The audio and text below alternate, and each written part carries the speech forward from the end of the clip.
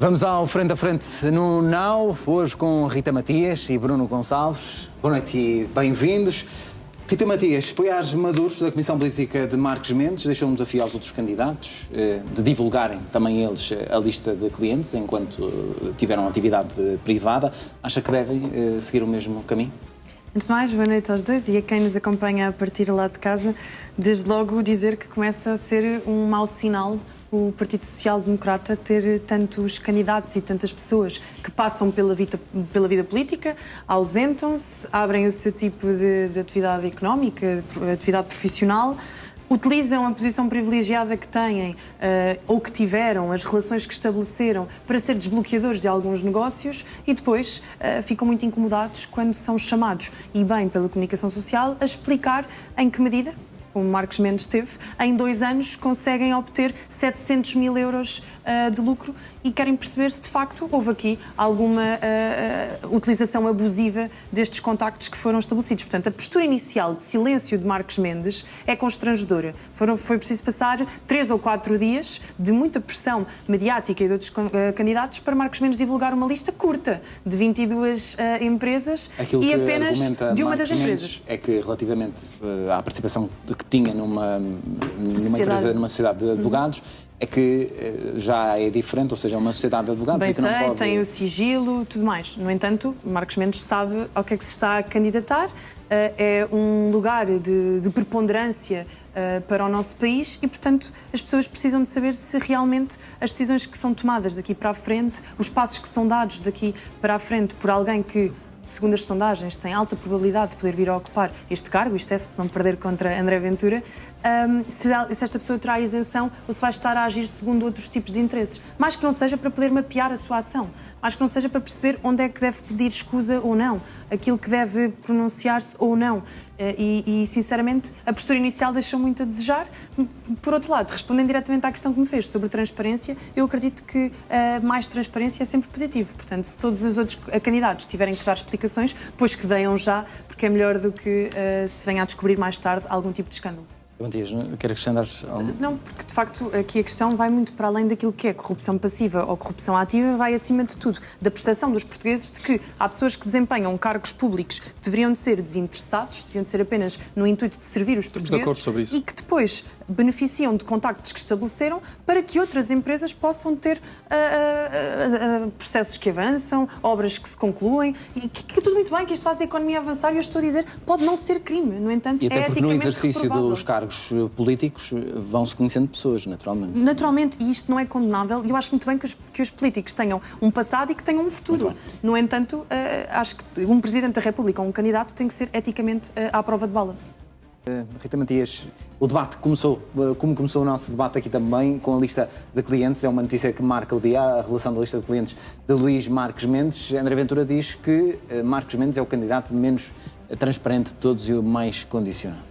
Sem dúvida. Aliás, começámos o debate precisamente por mencionar isto aqui também, não só porque demorou imenso tempo a justificar-se e se recordarmos o debate que André Ventura e Marques Mendes tiveram, em que, em relação às declarações do presidente de Angola, Marques Mendes ficou altamente constrangido e não conseguiu explicar a André Ventura se tinha ou não interesses em Angola. Uma vez mais agora, quando esta casa noticia que Marques Mendes, em 2 anos, ganha 700 mil euros em serviços de consultoria que estão pouco claros... Líquidos. Marques Mendes fica em silêncio vários dias sobre esta matéria, portanto, Marques Mendes não é assim tão transparente quanto diz. Demorou imenso tempo a pensar uma resposta, o que dá até a entender que eventualmente pode ser cozinhada, não querendo estar a levantar suspeições em relação a ninguém, ao passo que André Ventura, por contraditório, mostrou bem que a sua trajetória é muito mais escrutinada, não só porque o próprio permite, mas porque a comunicação social faz um trabalho distinto em relação aos candidatos, infelizmente. Parece-me que em relação ao tema da transparência, André Ventura foi claro, Marques Mendes não tem sido tão transparente quanto diz, apesar de ser o candidato que muitas das vezes arroga para si ser o defensor da ética e por outro lado também, num comentário em relação ao debate em concreto, percebemos que em vários momentos João Coutinho de Figueiredo ficou constrangido com as provocações que André Ventura fazia. O facto de André Ventura apontar as alterações de posição de João Coutinho de Figueiredo, que em 2019 dizia na Assembleia da República que era um privilégio alguém desejar ser português, que era uma grande honra para Portugal alguém estrangeiro a desejar ser português. Depois, quando na Assembleia da República se cozinha uma nova maioria e uma lei para limitar quem é que pode pedir para ser português, João Coutinho de Figueiredo diz já este ano que está a favor de restrição. Quando a lei é vetada pelo Tribunal Constitucional, afinal, João Coutinho de Figueiredo até acha que o Tribunal Constitucional tem razão. Portanto, anda aos zigue-zagues no tema da imigração. E João Coutinho de Figueiredo não conseguiu Acha que nessa questão da imigração, da lei da nacionalidade, a opinião de João Coutinho de Figueiredo é muito diferente da opinião do Chega? Aliás, João Coutinho de Figueiredo chega a dizer ou decidimos continuar uma birra ou corrigimos a lei para que ela seja aprovada rapidamente. João Coutinho de Figueiredo tinha dito que promulgava a lei. Não basta termos uma lei mal feita. Nós temos que ter uma lei que se aplique nos termos e condições que são necessárias. Quando todos os países, e André Ventura citou Dinamarca e Suécia, mas podia ter falado na Alemanha, na Bélgica, na França, em Itália, países que já têm contemplado as normas de revogação, de retirada da nacionalidade em casos de atentados contra o Estado e contra os símbolos nacionais, casos de crimes graves, porque é que nós estamos a legislar no sentido contrário por birra e embirração do Tribunal Constitucional? E João Coutinho de Figueiredo diz uma coisa, diz, mas então não vamos ter lei? Mas quer dizer, não há mecanismos de pressionar o Tribunal Constitucional? Não podemos sair à rua e mostrar que o povo português está mobilizado sobre esta matéria e levar os juízes do Tribunal Constitucional à reflexão? Não, eu acabei de perceber que a Rita acha que o Tribunal Constitucional deve mudar a sua opinião em função da intensidade de uma manifestação à frente do Palácio Ratões. Isto é magnífico. Isto é o Estado de Direito o desmoronado. Tribunal Constitucional está a agir politicamente. Portanto, não está nada, Rita. O Tribunal Constitucional está a defender a Constituição. Aquilo que a Rita prometeu e fazer. Aquilo que a Rita jurou honrar. Constituição da República Portuguesa. Apesar de não haver nenhuma quando tomou posse, fez isso. E, aliás, fez tão bem isso que fez uma lei que é inconstitucional. Não sei se em Bruxelas jurou alguma coisa, mas no Parlamento Português não é essa prática. E, portanto, eu espero que os candidatos, sobretudo os candidatos que acreditam na democracia portuguesa e que acreditam que ela deve ser reforçada, sejam ao mesmo tempo transparentes. Os que querem Salazar não acreditam muito. Mas quem? Sejam mais transparentes, mas que ao mesmo tempo falem do futuro do país. Segundo não é o segundo maior partido, nunca ficou em segundo lugar em nenhumas eleições. Depois, o único partido é o partido Chega, que se senta na família dos patriotas europeus. É o único partido que diz que a estratégia de segurança é acertada porque fala da imigração, que é acertada porque fala da competitividade.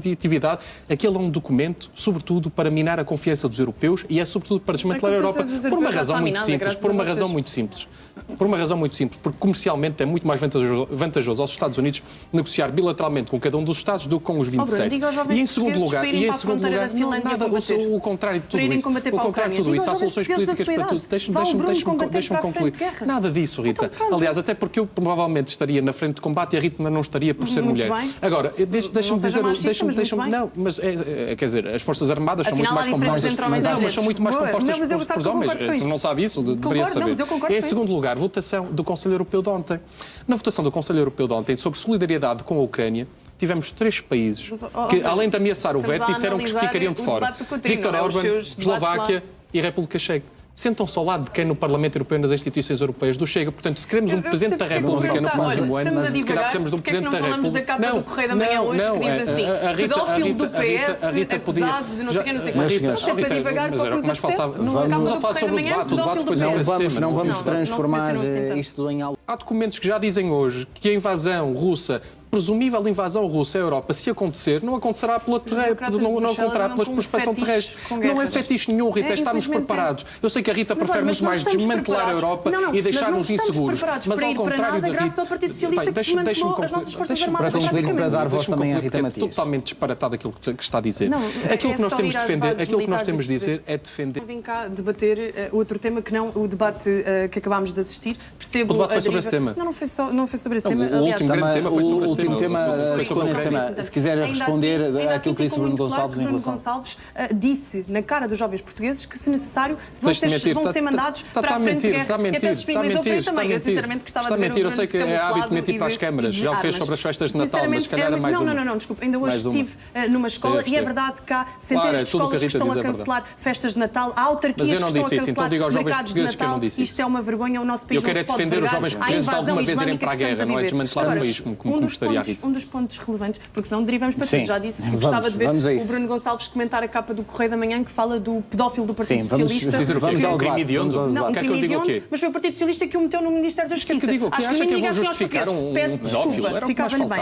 Em relação ao debate, João Coutinho Figueiredo disse uma coisa também ainda importante. Estávamos a falar no tema da imigração, rapidamente desviámos, porque o Bruno Gonçalves sabe que é onde o Partido Socialista e os seus candidatos... Há diferenças entre os dois candidatos. Quais Há diferenças. Olha, João Coutinho Figueiredo acabou de dizer que acha que é normal que quem nasce em solo português possa pedir a nacionalidade. Portanto, a teoria dos jus solis. A questão é a seguinte, se nós continuarmos com esta teoria, vamos começar a ter um conjunto de naturalizações que não são comportáveis para o nosso país. Sobre isso, e depois das naturalizações dos filhos, vêm os pais também.